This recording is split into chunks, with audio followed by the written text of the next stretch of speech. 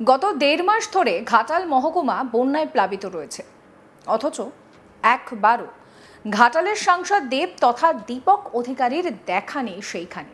তা নিয়ে অনেকে অনেক প্রশ্ন করছেন। বিশেষ করে ঘাটালের মানুষ যখন ডুবে তখন দেব বিদেশে বিদেশে ঘুরছেন, ছবি পোস্ট করছেন সোশ্যাল মিডিয়ায়। তা নিয়ে নানাভাবে দেবকে নিশানা করলেন বিজেপি নেতা দিলীপ ঘোষ। মঙ্গলবার ২২শে জুলাই খড়গপুরে দিলীপ ঘোষ বলেন যে বলেছিলে যদি ঘাটাল সমস্যার সমাধান না করি তাহলে রাজনীতি ছেড়ে দেব, দম থাকলে রিজাইন করে দেখাও একবার। এদিন খড়গপুরে দিলীপ ঘোষ বলেন যে প্রতিটা নির্বাচনে দেব বলে এবার যদি ঘাটালের সমস্যার সমাধান না করি তাহলে রাজনীতি ছেড়ে দেব।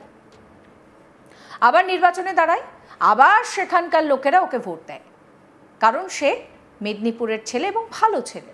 কিন্তু এই রকম নিকম্মা ভালো ছেলে কি হবে? আমার ছেলে, সে কোনো কাজে নেই, কার চাপে সে রাজনীতি করছে, কেন বারে বারে দাঁড়াচ্ছে, কেন ঘাটালের লোককে ধোঁকা দিচ্ছে? ঘাটালের লোক কি দাবি করতে পারে না যে ভাই তুমি আমার বাড়ির ছেলে, আমাকে বাড়ি থেকে বেরোলেই তো কোমর জলে ডুবতে হচ্ছে, সবাইকে ৬ মাস জেলে থাকতে হয়, তোমার কোনো কাজ নেই, দম থাকলে রিজাইন করে দেখাও। মেদিনীপুরের লোকের মেরুদণ্ড থাকে, তারা চামচাগিরি করে না। মেদিনীপুরের লোক এরকম হতে পারে না। দেবকে ব্ল্যাকমেল করে রাজনীতি করানো হচ্ছে, তাকে গরু পাচারের টাকার তদন্তের নাম করে যে ডেকে পাঠানো হয়েছিল তা তৃণমূলের লোকেরাই করিয়েছিল। এটা তৃণমূলের ষড়যন্ত্র। প্রতিবার তাকে বলা হয় তুমি ভোটে যদি না দাঁড়াও তোমার সিনেমা বন্ধ করে দেওয়া হবে, তাই সে বাধ্য হচ্ছে। না হলে এরকম কেন? মেদিনীপুরের লোককে একবেলা মুড়ি পান্তা দিলেই হয়ে যায়, তারা সেই খেয়ে থাকতে পারে। ওই চোরেদের কাছে মাথা নিচু করো না, দম থাকলে বেরিয়ে এসো। কি বলছেন দিলীপ ঘোষ, শুনুন।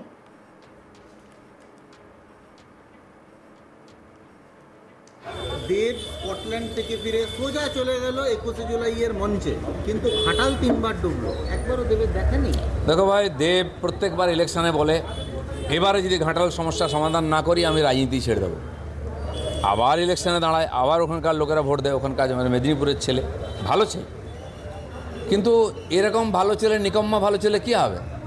আমার ছেলে সে কোনো কাজে নেই, কার চাপে সে রাজনীতি করছে? কেন বারে বারে দাঁড়িয়ে ঘাটালের লোককে ধোকা দিচ্ছে? ঘাটালের লোক এটুকু দাবি করতে পারে না যে ভাই তুমি আমার বাড়ির ছেলে, আমি বাড়ির থেকে বেরোলে কোমর জলে হাঁটতে হয়, মহিলাদের ভিজে বাচ্চাদের স্কুলে যেতে ৬ মাস জলে থাকতে হয়, তোমার কোনো কাজ নেই, রিজাইন করে দেখাও একবার দম থাকলে। মেদিনীপুরের লোকের মেরুদণ্ড থাকে, তারা চামচাগিরি করে না। মেদিনীপুরের লোক এরকম হতে পারে না। দাদা, দেবকে কি ব্ল্যাকমেল করে রাজনীতিতে দেখা হচ্ছে? বিলকুল ব্ল্যাকমেল করে রাজনীতি করা হচ্ছে। এমনকি তাকে যে ডাকানো হয়েছিল গরু পাচারের টাকা বলে, টিএমসির লোকেরাই করেছে কনস্পিরেসি, এবং প্রত্যেকবার তাকে বলা হয় তুমি যদি ভোটে না দাঁড়াও তোমার সিনেমা বন্ধ করে দেবো, প্রোডাকশান বন্ধ করে দেবো। সে বাধ্য হয়ে যাচ্ছে। আমি যে তোমার কি মজবুরি আছে ভাই? মেদিনীপুরের লোক একবার মুড়ি খেয়ে পান্তা খেয়ে আর বেঁচে থাকে, মাথা নিচু করে না। ওই চোরেদের কাছে মাথা মতো করো না, দম থাকে বেরিয়ে এসো। দিলীপ ঘোষ যখন দেবকে এই কথা বলছেন তখন ঘাটালের বন্যা কবলিত এলাকার মানুষ কি বলছেন আপনাদেরকে শোনাবো, তাদের নির্মম অবস্থার কথা। সপ্তর্ষি শীল, শুনুন কি বলছে। এই বন্যার কারণে স্কুল যাওয়া হয়নি। স্কুল বন্ধ রয়েছে? হ্যাঁ। কেন? এই বন্যার কারণে জল? হ্যাঁ, ১ হাঁটুর উপর জল আছে, সেই জন্য বন্ধ এখন। কদিন বন্ধ আছে? এই আগের সপ্তাহ থেকে, ১ সপ্তাহ আগে থেকে। জল কত রাখলো? এখনো অনেকটাই জল আছে ওই সাইডে, সেই জন্য স্যারেরা বন্ধ রেখেছে। মন খারাপ হয়নি? হ্যাঁ হচ্ছে, বন্ধুদের সাথে দেখা হয়নি। কি চাইছো? জলটা তাড়াতাড়ি মারা যাক, তারপরে আবার স্কুলটা হবে যথারীতি, তারপরে আবার স্কুল যাব। সুচিত্রা ঘরুই, তিনিও সেই ঘাটালে বন্যা কবলিত এলাকার একজন সাধারণ মানুষ, তার কথাও শোনাবো আপনাদের।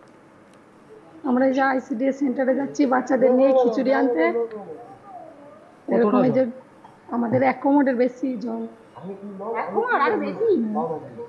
খোলা রয়েছে আইসিডি? হ্যাঁ, খোলা আছে।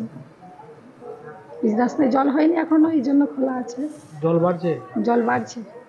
এলাকায় তো অনেক আইসিডি বন্ধও রয়েছে বা স্কুলের বন্ধ রয়েছে। হ্যাঁ, বন্ধ আছে। আমাদের স্কুলের স্যার আসবেনি, আজকে বলে দিয়েছে। কেন? বন্যার জন্যই আসতে পারবেন না স্যার। ছেলে মেয়েদের পড়াশোনা বন্ধ তাহলে? হ্যাঁ, পড়াশোনা বন্ধ। আমাদের ওইখানে আমাদের রাস্তাটা, বাড়ির সামনে রাস্তাটায় আজকে 10 দিনেরও বেশি ওরকম জল হয়ে আছে। ছেলে মেয়েরা আসতে পারেনি, প্রত্যেকদিন টিউশন ইয়ারে যায়, তাদেরকে পৌঁছে দিয়ে যেতে হয়, তারা নিজেরা আসতে পারেনি। এখন কোথায় যাচ্ছে? এখন সেন্টার যাচ্ছি খিচুড়ি আনতে, কি ডোঙায় করে আসলাম, তাহলে এরকম একসাথে জল পেরিয়ে আসতে হতো আমাদেরকে। এই নিয়ে আমার কলিগ শাহজাহান আলী একটু রিপোর্ট দিয়েছেন, সেই রিপোর্ট রইল আপনাদের জন্য।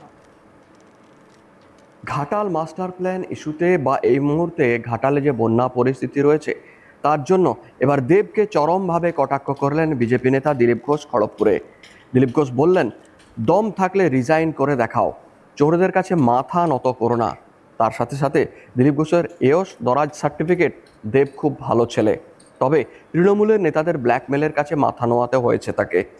তার ব্যাখ্যা, খড়গপুরে এই এলাকাতে আমি বহুদিন ধরে রয়েছি, কিন্তু সেখান থেকেও আমি শুনেছি ঘাটালের এই বন্যা কবলিত এলাকায় প্রতি বছরই বন্যার সময় মানুষকে ডুবে যেতে হয়, চরম হয়রানির শিকার হতে হয়, অথচ প্রতিবারেই দেব এখানে নির্বাচনের সময় দাঁড়ায় এবং সেখানে প্রতিশ্রুতি দেয় তিনি নির্বাচনে জয়ী হলেই এই সমস্যার সমাধান করে দেবেন। কিন্তু প্রতিবারেই জয়ী হন, মানুষ ভোট দেন, কিন্তু তারপরেই ঘাটালের মানুষ যে অবস্থায় ছিল সেই অবস্থাতেই থাকে। দেবের মনে করা উচিত যে প্রতিবারে এই সমস্যা নিয়ে মেদিনীপুরের মানুষ এরকম ভূমিকা পালন করে না। মেদিনীপুরের মানুষ কোনোভাবেই কারো কাছে মাথা নোয়ায় না। তাই দেব ভালো ছেলে, যদি দম থাকে রিজাইন করে দেখাও, চোরদের কাছে মাথা নত করার দরকার নেই। সেই সাথে সাথে তিনি আরও বলেন, দেবকে ব্ল্যাকমেল করে তাকে প্রতিবারই নির্বাচনে দাঁড় করায় শাসক দল তৃণমূল। তার আরও ব্যাখ্যা, বিভিন্ন সময় যে সমস্ত গরু পাচার বা যে সমস্ত মামলায় দেবকে ডাকা হয়েছে তদন্তকারীদের কাছে, তার জন্য নাকি ষড়যন্ত্র রয়েছে তৃণমূলেরই। তৃণমূলের নেতাকর্মীরাই নাকি ষড়যন্ত্র করে এই তদন্তের মুখোমুখি দাঁড় করিয়েছে দেবকে।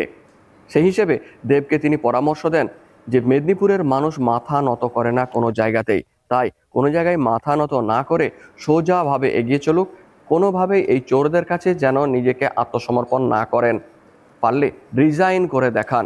সেই সাথে সাথে ঘাটালে প্রতি বছর যে বন্যা পরিস্থিতি হয় তার জন্য বর্তমানে তিনি দায়ী করলেন দেব এবং শাসক দলকে। তবে এই প্রসঙ্গে অবশ্য কলকাতায় ব্যাখ্যা দিয়েছেন দেব। তিনি একটি সংবাদ মাধ্যমের সামনে জানিয়েছেন, বিভিন্ন সাংসদ ছিলেন গুরুদাস দাশগুপ্ত থেকে অনেকেই, তারা বহু সময় কাটিয়েছেন, কিন্তু কেউই মাস্টার প্ল্যানটা রূপায়ণ করতে বা এগিয়ে দিতে পারেননি। আমি এসেছি, অনেক চেষ্টা করেছিলাম, হয়তো মাস্টার প্ল্যান পুরোপুরি সম্পন্ন হয়নি, কাজ শুরু করিয়েছি, আমি আমার চেষ্টা করেছি। বহু মানুষ কটাক্ষ করে, খারাপ লাগে, তবে আমি আমার কাজ করছি, কাজ করব। তা হলেও বিজেপি নেতা দিলীপ ঘোষ কটাক্ষ করতে ছাড়লেন না সাংসদ দেব তথা দীপক অধিকারীকে। সমস্ত খবরের আপডেটের জন্য আপনাদের নজর থাকুক আজ তাক বাংলায়। চ্যানেলটিকে সাবস্ক্রাইব করবেন, নোটিফিকেশন পেতে বেল আইকনে ক্লিক করবেন, ফলো করতে ভুলবেন না আজ তাক বাংলার হোয়াটসঅ্যাপ চ্যানেলও।